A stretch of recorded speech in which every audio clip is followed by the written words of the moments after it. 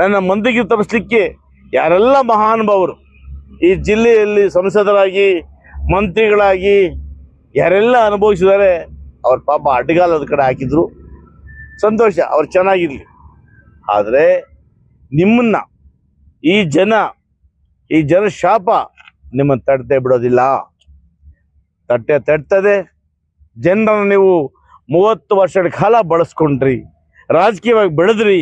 ಇವತ್ತು ಅದೇ ಸಮುದಾಯವನ್ನು ತುಡಿತಾ ಬರ್ತಾ ಇದ್ದೀರಿ. ಇವತ್ತು ಅದನ್ನು ಮುಂದುವರೆದ ಭಾಗ ಇದು. ಆದರೂ ಕೂಡ ಇವತ್ತು ಹೇಳ್ತೇನೆ, ನಾವ್ಯಾರೂ ಕೂಡ ನೀವು ಮಂತ್ರಿ ಮಾಡಲಿಲ್ಲ ಅಂತ ತಿಳ್ಕೊಳ್ಳೋದಿಲ್ಲ.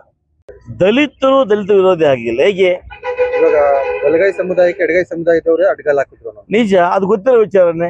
ಇವತ್ತಿನ ಕಳೆದ 2 ಚುನಾವಣೆಗಳಲ್ಲೂ ಕೂಡ ಎಡಗೈ ಸಮುದಾಯದ KH ಮುನಿಯಪ್ಪನವರ ಎಲ್ಲ ಸಹಪಾಠಿಗಳಲ್ಲಿ ನಮಗೆ ಮಾಡಲಿಲ್ಲ, JDS ಮಾಡಿದರು. ಅದು ಹೊಸ ವಿಚಾರ ಅಲ್ಲವೇ ಇಲ್ಲ.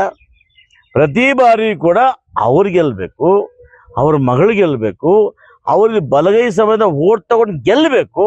ಅಲ್ಲಿ ಹೋಗಿ ನಮ್ಮ ಲೆಫ್ಟ್ ಕೋಟ ಅಂತೇಳಿ ಅಧಿಕಾರ ಚಲಾಯಿಸ್ಬೇಕು. ಇದು ಅವ್ರ ಅಜೆಂಡಾ.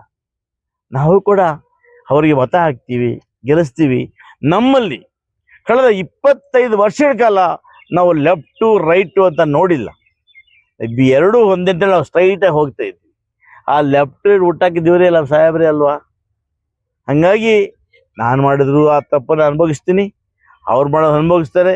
ಯಾರ್ಯಾರು ಮಾಡಿದ್ದಾರೆ ಆ ಪ್ರತಿಫಲ ಇವತ್ತು ನಾವು ಚೆನ್ನಾಗಿರ್ಬೋದು, ಒಂದೇ ಒಂದು ದಿವಸ ಖಂಡಿತ ಅನುಭವಿಸ್ತಾರೆ ಅನ್ನೋ ಮಾತನ್ನು